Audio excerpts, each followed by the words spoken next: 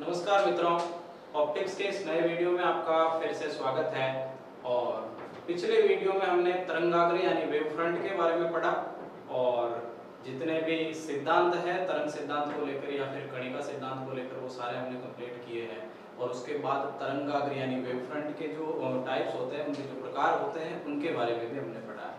और ये भी बताया है कि तरंगाग्र के 3 प्रकार होते हैं। पहला गोलीय तरंगाग्र हम कह सकते हैं, और दूसरा समतल तरंगाग्र, और एक बेलनाकार यानी कि सिलिंड्रिकल जो आपका वेव फ्रंट है, जो तरंगाग्र है, उसको लेकर हमने बातचीत की है।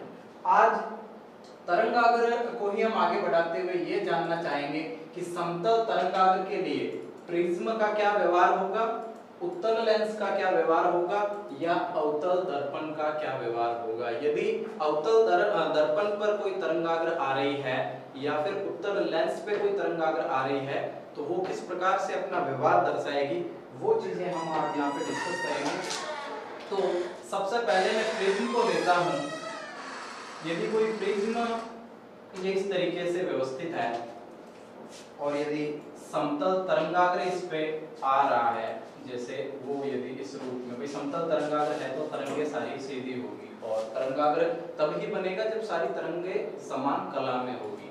तो यहाँ जब भी ये दोनों यहाँ पर आपतित होगी तो तरंगों का पथ चूंकि बदल जाएगा, यहाँ पर भी आप लोग समझ सकते हो।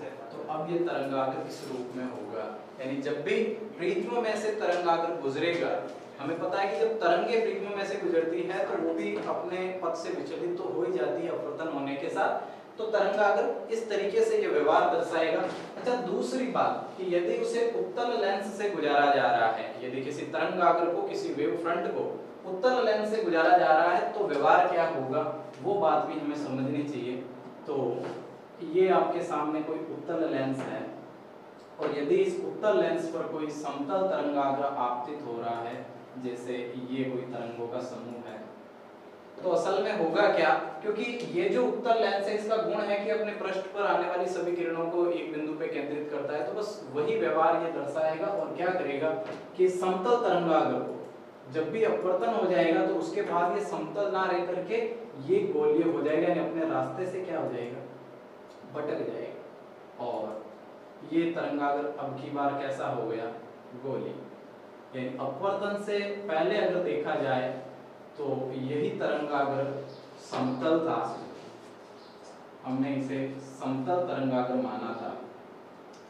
लेकिन ये जो लेंस है, जो उत्तल लेंस आप देख रहे हो, ये इसको एक बिंदु पे केंद्रित करने की कोशिश करता है और उसी कोशिश में ये बिल्कुल गोलीय हो जाता है।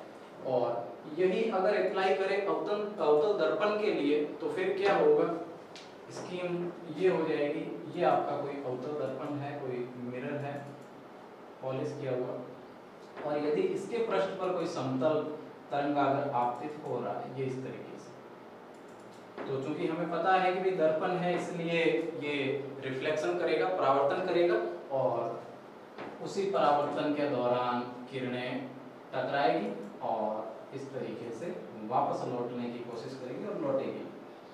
तो ये वापस लौट जाएगी, यानी परावर्तन यहाँ पे हो जाएगा। और यदि परावर्तन हो गया तो क्या होगा, फिर से ये जो तरंगाग्र है, जो वेव फ्रंट है, वो क्या हो गया है, गोलीय। तो प्रिज्म के लिए कहा जाए या उत्तल लेंस के लिए कहा जाए या फिर अवतल दर्पण के लिए कहा जाए, तो उत्तल लेंस और अवतल दर्पण क्या करेंगे कि एक प्लेन जो वेव फ्रंट है उसे बिल्कुल गोलीय कर देंगे, गोलीय तरंगाग्र का रूप उसे दे देंगे, चाहे वो उत्तल लेंस हो या फिर अवतल दर्पण हो। तो दोनों ही रूप में जो आपका तरंगाग्र है वो बिल्कुल यहाँ पे बदल जाएगा, ऐसा हमने पढ़ा है। तो यहाँ से ये जो परिभाषाएं हैं आपको पीडीएफ मिल जाएगा, डिस्क्रिप्शन में एक लिंक मिलेगा, वहां से इसकी परिभाषाओं को आप नोट कर सकते हैं। और डायग्राम के माध्यम से हमने समझा है कि यदि समतल तरंगाग्र है तो प्रिज्म का क्या व्यवहार होगा, उत्तल लेंस का क्या व्यवहार होगा और अवतल लेंस का क्या व्यवहार होगा। तो अब हम समझते हैं कला संबंध स्रोत के बारे में। प्रकाश के जो स्रोत होते हैं वो कला संबंध कब होंगे, क्या शर्तें उनके लिए होगी, उनकी हम बात करना चाह रहे हैं। तो ऐसे प्रकाश के स्रोत जिनमें उत्सर्जित तरंगे समान कला में हो तो वे स्रोत कला संबंध स्रोत कहलाएंगे। देखिए शर्त क्या कही जा रही है कि ऐसे प्रकाश के स्रोत जिनसे जो तरंगे उत्सर्जित हो रही है वो तरंगे यदि समान कला में हो, समान कला में होने से मेरा मतलब है कि उन तरंगों का आयाम समान रहे, उन तरंगों की आवृत्ति समान रहे, उन तरंगों का वेग समान रहे, तो वो तरंगे आपस में हम कह सकते हैं कि वो कला संबंध स्रोत कहलाएगा। जिस स्रोत से वो उत्सर्जित हो रही है वो समान कला में होंगे। तो इसी तरीके से कि ऐसे प्रकाशीय स्रोत जिनमें उत्सर्जित जो तरंगे हैं, जो विकिरण उनमें से निकल रही है, उनकी आवृत्ति आयाम, उनकी जो तरंग दे रही है वो यदि समान रहे तो फिर उसे हम कला संबंध स्रोत कहेंगे। अच्छा, दो प्रकाशीय स्रोत आपस में कला संबंध कभी नहीं हो सकते। एक ही स्रोत से जो विकिरणें निकल रही है वो विकिरणें यदि आपस में समान है, वेग आवृत्ति समान है, तो वो जिस स्रोत से निकल रही है वो स्रोत वहां पे हम कह सकते हैं कि कला संबंध है। लेकिन दो स्रोत की अगर हम बात करें तो एक से जो विकिरण निकल रही है, दूसरे से जो विकिरण निकली, वो आपस में कला संबंध नहीं हो सकती। क्यों?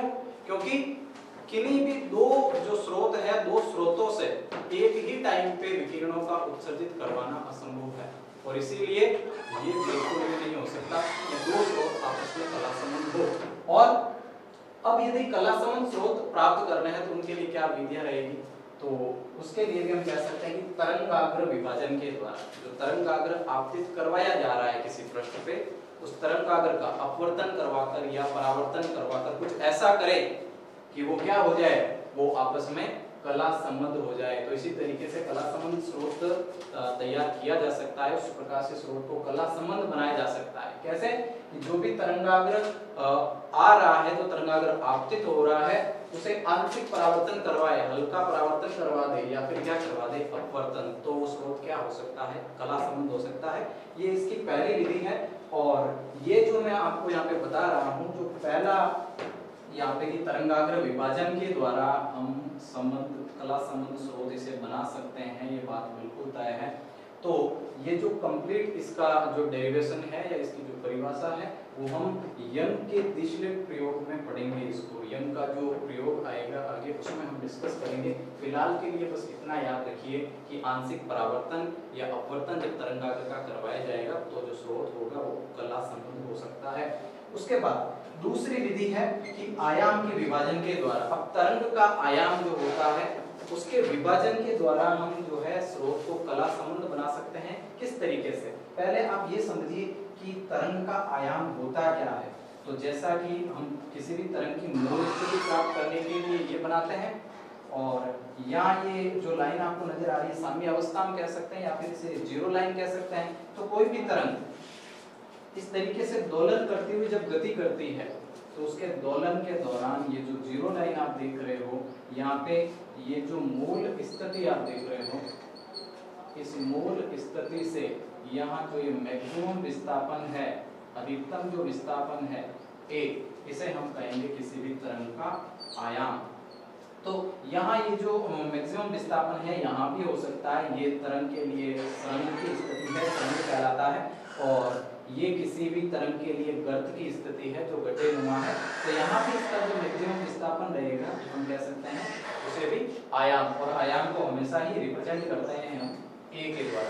तो यदि हमें कला संबंध स्रोत चाहिए तो हम उसके आयाम को परिवर्तित करके या उसके आयाम के विभाजन के द्वारा स्रोत को कला संबंध बना सकते हैं। क्या कि दो तरंगों के आयाम में परिवर्तन के द्वारा कला संबंध स्रोत प्राप्त किए जा सकते हैं यदि आयाम को हम विभाजित करें, और वो भी हो पाता है परावर्तन या अपवर्तन के द्वारा। तो यदि ऐसा करें तो भी बिल्कुल जो है यहाँ पे आपको कला संबंध स्रोत प्राप्त होंगे। ये रहेगी आपके मेन रूप से आयाम की स्थिति। अब कई बार आपको आयाम के साथ साथ कुछ चीजें और देखने को मिलती हैं, जैसे कि आवर्तकाल। किसी भी तरंग का जो आवर्तकाल है वो क्या होगा, जिसे हम रिप्रेजेंट करते हैं T के द्वारा।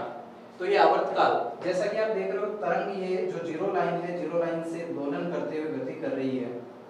तो इसी गति के दौरान यहाँ से जब स्थिति यहाँ 360 डिग्री तक पहुंचे तब हम कहेंगे कि इसका एक दोलन कंप्लीट हो गया है। यहाँ से यहाँ तक कितना दोलन है, एक दोलन, और उसी एक दोलन में लगे समय को हम उस तरंग का क्या कहेंगे, आवर्तकाल कहेंगे, जिसे हम T से रिप्रेजेंट करते हैं। और ये आवर्ती का व्युत्क्रमानुपाती भी होता है, ऐसा भी हमने सुना है छोटी क्लासों में तो आवर्तकाल की जो स्थिति है, एक दोलन में लगा समय आवर्तकाल कहलाएगा। मूल स्थिति से अधिकतम जो विस्थापन है किसी भी तरंग के लिए, किसी सुरंग या फिर किसी गर्त के बारे में हम कह सकते हैं, तो वो आपका कहलाएगा क्या, यहाँ पे आयाम। आयाम और आवर्तकाल के बाद एक यहाँ पे क्वांटिटी आपको और देखने को मिलती है, वो है आवृत्ति, जिसे हम रिप्रेजेंट करते हैं V से, आवृत्ति। और जब कोणीय आवृत्ति की बात की जा रही हो तो उसे हम रिप्रेजेंट करते हैं ओमेगा से। तो यहाँ अगर आवृत्ति की डेफिनेशन हमें देखनी है किसी भी तरंग के लिए, तो तरंग की आवृत्ति क्या होगी। देखो, आवृत्ति का मतलब संख्या को लेकर है। तो एक सेकंड में हम किसी समय को निर्धारित मान ले, एकांक मान ले, तो एक सेकंड में किए गए दोलनों की संख्या को, एक सेकंड में तरंग के द्वारा कितने दोलन किए गए हैं, उन दोलनों की संख्या को हम मेन रूप से क्या कहेंगे, आवृत्ति। तो कुल मिला के इन सारी चीजों को आपको याद रखना है, जैसे कि आयाम की मैं बात कर रहा हूँ, आवर्तकाल की बात कर रहा हूँ, या फिर आवृत्ति की बात कर रहा हूँ। और ये चीजें काम भी आएगी जब हम व्यतिकरण के बारे में पढ़ेंगे, और शुरुआत भी करते हैं हम व्यतिकरण। तो अब हम समझते हैं व्यतिकरण की घटना, इंटरफेरेंस जो है वो किस तरीके से होता है प्रकाश का व्यतिकरण के लिए। बहुत ही विचित्र घटना ऐसा मान लीजिए, या फिर बहुत ही इंटरेस्टिंग टॉपिक जो हमारे वेव ऑप्टिक्स का है वो मान लीजिए। व्यतिकरण क्या है, सबसे पहले तो जब कलासंबंध स्रोत से उत्सर्जित दो तरंगे, अब की बार मैं एक नहीं बल्कि दो तरंगों की बात करूंगा, जब किसी कलासंबंध स्रोत से दो तरंगे गुजरती है तो वो दोनों तरंगे जब एक ही पृष्ठ पर अध्यारोपित होती है, जब वो मिलती है तो एक परिणामी तरंग का निर्माण होता है। ये दो तरंगे जब मिलती है, आपस में जुड़ती है, या यूं कह लो कि अध्यारोपित होती है, तो एक परिणामी तरंग का निर्माण होता है और दोनों से मिलकर एक तरंग बनती है। तो बस वही कहा जा रहा है यहाँ पे कि जब कलासंबंध स्रोत से उत्सर्जित दो तरंगे एक ही दिशा में गति करते हुए अध्यारोपित होती है, मिलती है, तो परिणामी तरंग का आयाम और तीव्रता, तो जो परिणामी तरंग आपको यहाँ पे प्राप्त होगी उसका, एक तो मैं बात कर रहा हूँ जी आयाम की, उसका आयाम और उसकी तीव्रता कहीं तो मिलती है आपको अधिकतम और कहीं पर प्राप्त होती है न्यूनतम। इस घटना को हम व्यतिकरण कहते हैं। कैसे, जैसे कि दो तरंगे आपस में मिल रही है, मान लीजिए ये आपकी पहली तरंग है, ये लीजिए ये तरंग, और एक आपके पास एक दूसरी तरंग और है, यूं कह लीजिए कि ये इस तरीके से। इस तरंग का आयाम मैं मानता हूं कि स्मॉल वाला a है, और इस तरंग का भी आयाम स्मॉल वाला a है। तो जब दोनों तरंगे अध्यारोपित होगी, जब एक दूसरे से मिलेगी, तो एक परिणामी तरंग का निर्माण होगा। परिणामी तरंग यहाँ पर मिलेगी ये, और उस परिणामी तरंग की यदि हम बात करें, उसके आयाम की बात करें, तो होगा यूं कि जब भी ये दोनों तरंगे मिलेगी परिणामी तरंग बनेगी, और परिणामी तरंग का जो आयाम होगा वो यहाँ पे अधिकतम होगा, यानी कि a प्लस a। अगर हम देखें तो इसका यानी कि परिणामी तरंग जो आपको मिली है नई वाली, उसका आयाम कितना होगा, 2a, यानी कह सकते हैं कि मैक्सिमम होगा।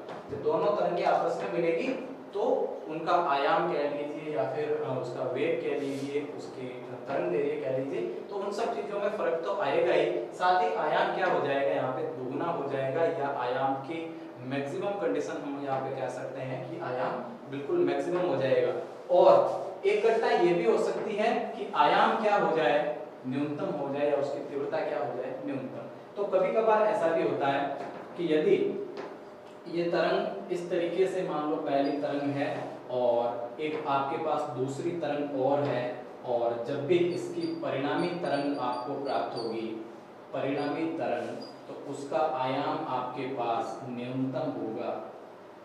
अब कब बनती है न्यूनतम की स्थिति और कब बनती है अधिकतम की स्थिति, हालांकि अधिकतम या न्यूनतम प्राप्त होना, इसी घटना को हम क्या कहेंगे, व्यतिकरण कहेंगे, इंटरफेरेंस कहेंगे। लेकिन कब वो मैक्सिमम प्राप्त होगी और कब वो मिनिमम प्राप्त होगी, ये स्थिति भी जानना हमारे लिए जरूरी है।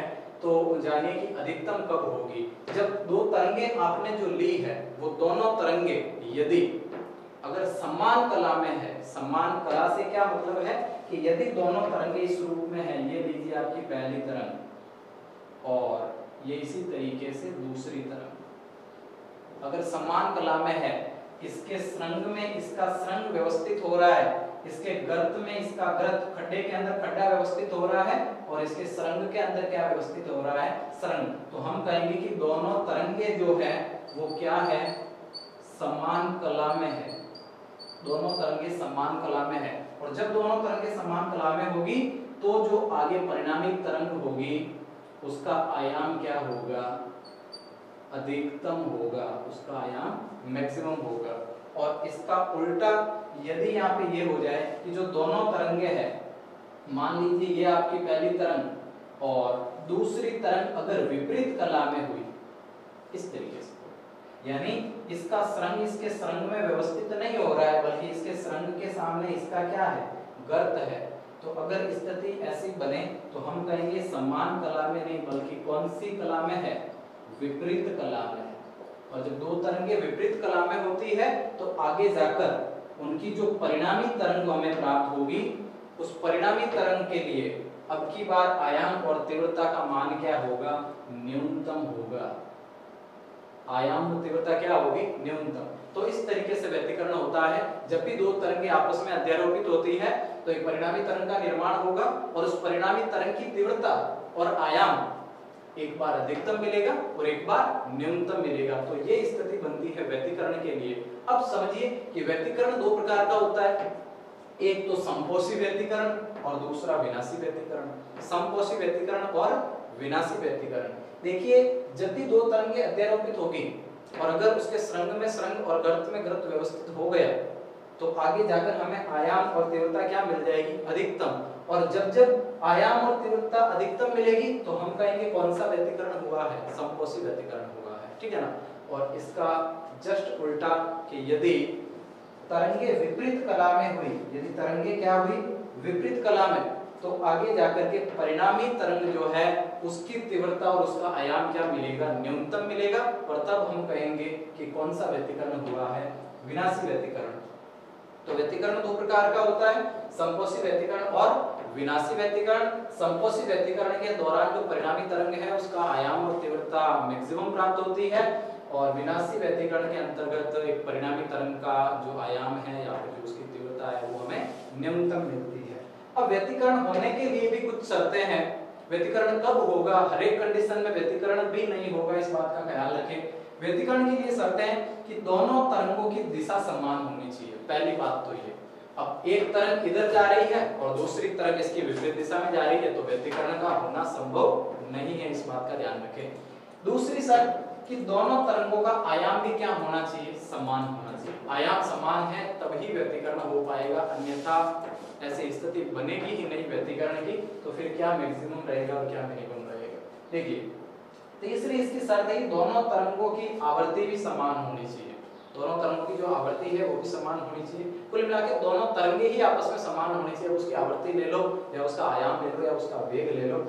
अच्छा, दोनों जो तरंगे हैं वो कला संबंध स्रोत से होनी चाहिए, क्योंकि जब भी कला संबंध स्रोत से होकर तरंगे गुजरेगी तो हम ऐसा कह सकते हैं कि उनकी आवृत्ति और आयाम ऑटोमेटिक क्या हो जाएगा, बराबर होगा, तभी वो समान कला में कहलाएंगी। तो दोनों तरंगों का कला संबंध स्रोत का होना वहां पे जरूरी है, कला संबंध स्रोत से गुजरना उनका जरूरी है। और पांचवी जो इसकी शर्त है वो ये है कि दोनों तरंगों के बीच पथांतर कम होना चाहिए। दोनों तरंगों के बीच पथ का जो अंतर है, रास्ते का जो अंतर है वो बहुत ही कम होना चाहिए, मिनिमम होना चाहिए, तभी व्यतिकरण हो पाएगा और अच्छे से व्यतिकरण हो पाएगा।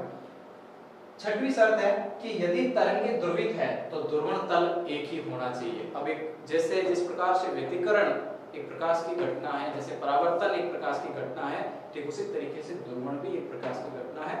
और इसे भी हम बहुत ज्यादा डिटेल से पढ़ेंगे, ये बिल्कुल वादा है आपसे। तो ध्रुवण उस समय हम समझेंगे, लेकिन व्यतिकरण के लिए यदि दोनों तरंगे क्या है, ध्रुवित है, तो उनका ध्रुवण तल क्या होना चाहिए, समान होना चाहिए। ये भी एक अहम शर्त है और इस शर्त के भी काफी सारे मायने भी हैं जो हम आगे आपको बताएंगे। लेकिन आपको याद यहाँ पे ये रखना है कि संपोषी व्यतिकरण क्या है, विनाशी व्यतिकरण क्या है और क्या व्यतिकरण की डेफिनेशन होती है, क्या परिभाषा है इसकी, ये भी याद रहे। अच्छा, ये भी आप लोगों को बता दूं कि व्यतिकरण को लेकर सवाल पूछा जाता है और बहुत ज्यादा बार पूछा गया है। ज्यादा बार से मेरा मीन्स है कि हम बात करें 2019 आरबीएससी की तो व्यतिकरण पूछा गया है और एक बड़ा सवाल यहाँ से आया था।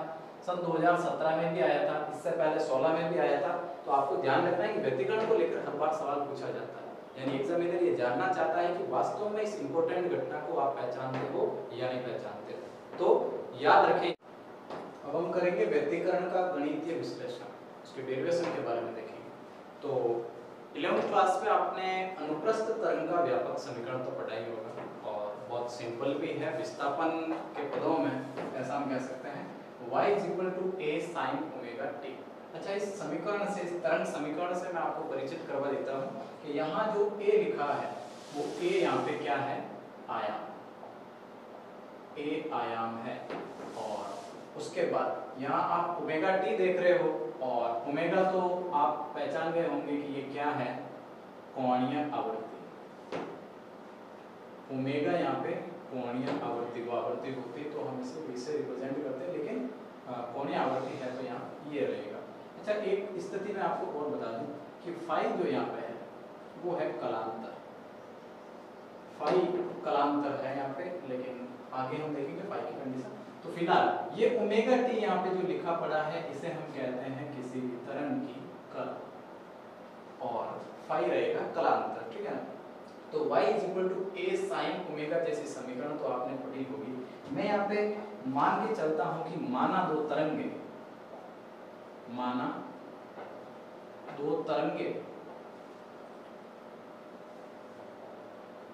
जिनका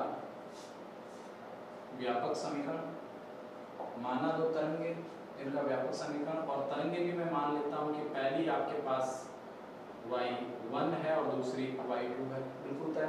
और यहाँ पहली तरंग के लिए अगर मैं देखूं, पहली तरंग हेतु तो क्या मिलेगा, y1 = a आयाम है और a1 sin ओमेगा t। कला तो समान है क्योंकि व्यतिकरण तभी होगा जब किरणें समान कला में होगी, तो कला यहाँ पे समान। अच्छा, साइन का तो मैं साइन ले रहा हूँ, और y1 यानी कि यहाँ पहली तरंग के लिए विस्थापन और a1 पहली तरंग का क्या है, आयाम। अच्छा, यदि दूसरी तरंग के लिए बात करें कि दूसरी तरंग हेतु तो y2 = a2। अब की बात दूसरी तरंग का आयाम, वही व्यतिकरण होने के लिए कितनी तरंगे चाहिए, दो तरंगे अध्यारोपित होनी चाहिए, वही दो तरंगे मैं मान रहा हूँ। पहले के लिए ये व्यापक समीकरण है और दूसरे के लिए ये है। अच्छा, दूसरी तरंग का जो आयाम है वो a2 मान रहा हूँ। ये कहा जा रहा है कि कलांतर कितना है, फाई। कलांतर दोनों तरंगों के कला में जो अंतर है वो फाई है। तो यहाँ पे तरंग को जो समय लगेगा ओमेगा टी प्लस क्या रहेगा, फाई। बात को समझ गए होंगे कैसे। यहाँ पे केवल a1 sin ओमेगा टी है, इसकी कला ओमेगा टी है, और कलांतर, कलाओं में अंतर कितना है, फाई का। तो अब की बार ओमेगा टी प्लस क्या हो गया, फाई। जब इसे वापस में एक बार घटा के देखूंगा तो कलांतर मेरे को कितना मिलेगा, फाई मिलेगा। ओमेगा टी से ओमेगा टी कैंसिल हो जाएगा, तो यहाँ पे फाई मिलेगा। तो कलांतर मैन रूप से फाई है, और मैं यहाँ पे फाई को ले रहा हूँ। इसे मैं कह देता हूँ समीकरण नंबर 1 है और इसे मैं कह देता हूँ समीकरण नंबर 2 है। अब व्यतिकरण की घटना में क्या होता है कि दोनों तरंगे अध्यारोपित होती है। तो जब दोनों तरंगे अध्यारोपित होगी तो क्या बनेगी, परिणामी तरंग,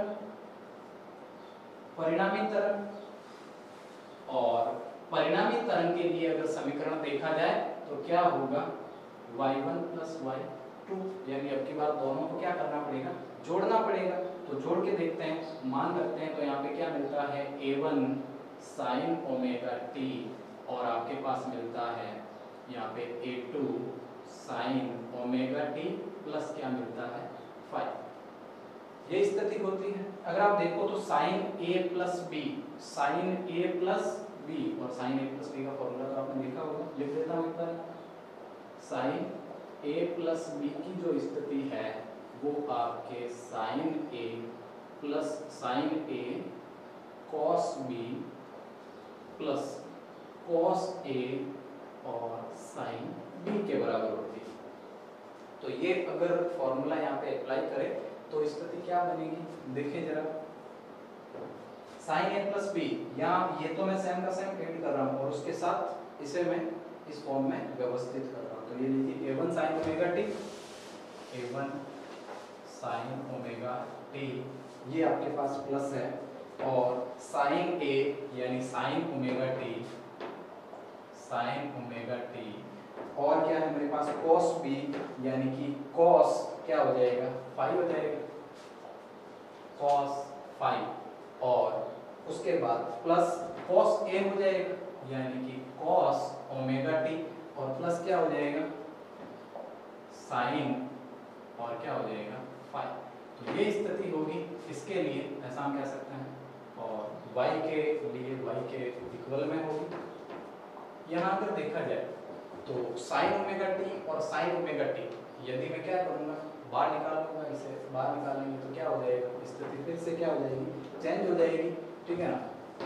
a2 है यहाँ पे, y इज इक्वल टू ये साइन ओमेगा टी को मैंने बाहर लिया तो क्या बचा है a1 प्लस a2, और cos क्या बचा है 5। उसके बाद वो कंडीशन सेम की सेम है आपके पास, cos ओमेगा टी और साइन क्या है 5, तो ये रहेगा इसके लिए। और अब यदि देखा जाए यहाँ पे तो a1 a2, यहाँ पर भी a2 था शायद, ये लीजिए a2 साइन 5 है सॉरी, तो y के बराबर में क्या होगा साइन ओमेगा टी होगा, a1 प्लस a2 और cos 5 इस स्थिति को मान के चलना है, और क्या मान के चलना है वो भी मैं आपको बता दूं, r cos थीटा, यानी यहाँ जो आप ये देख रहे हैं कि a1 प्लस a2 cos 5 की स्थिति, इसको लेके चलना है r cos थीटा, कारण आपको बताएंगे लेकिन बाद में, और जो a2 sin 5 आप देख रहे हो इसे r sin और थीटा मान के चलना है। ये स्थिति यहाँ पे अप्लाई करनी है, लेकिन उससे पहले इस चीजों से मैं आपको अवगत करा दूं कि r cos थीटा और r sin थीटा मानने का मेरा कारण क्या है। मानने का कारण यह है कि r cos थीटा, r जो यहाँ पे मैंने लिया है वो परिणामी जो तरंग है उसका आयाम होगा। परिणामी तरंग जो आप देख रहे हो, पहली तरंग का आयाम हमने a माना है, a1 माना है, और दूसरी तरंग का आयाम हमने a2 माना है। तो यहाँ ये जो r की स्थिति में ले रहा हूँ ये परिणामी तरंग का क्या रहेगा आयाम। अच्छा, पहली जो तरंग है, पहली या दूसरी तरंग जिसकी हम बात करें तो उसके लिए कलांतर हमने कितना लिया था 5, लेकिन जो परिणामी तरंग हमारे पास प्राप्त होगी उस तरंग का जो कलांतर है वो यहाँ पे मैं थीटा मान के चल रहा हूँ। तो बस स्थिति वही आपको वेट करनी है, r cos थीटा और r sin थीटा। तो क्या मिलेगा आपको sin omega T, sin omega T तो है ही, और आपके पास इसको मैंने क्या रख दिया r cos थीटा, उसके बाद ये प्लस है, और उसके बाद आपके पास है cos ओमेगा टी और क्या है r sin theta, r sin theta,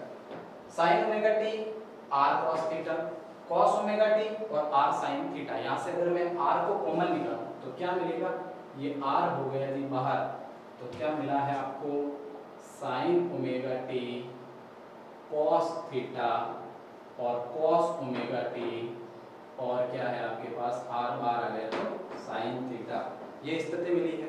अच्छा, फिर से अगर देखो तो sin a cos b, cos a sin b, और इस पूरी कंडीशन को हम कहेंगे sin a प्लस b, तो बस वही लिखूंगा, ये लीजिए, और ये r क्या मिला है sin a plus b, a plus b यानी कि ओमेगा t प्लस क्या मिला है थीटा।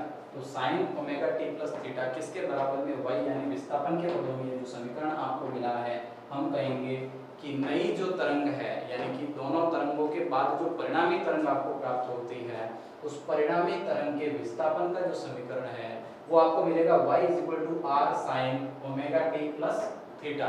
तो ये स्थिति रहेगी। अब यहाँ पे ये जो r आप देख रहे हो ये है परिणामी तरंग का आयाम, परिणामी तरंग का आयाम, और दूसरा जो आपके पास ये जो थीटा है, थीटा को हम कहेंगे परिणामी तरंग का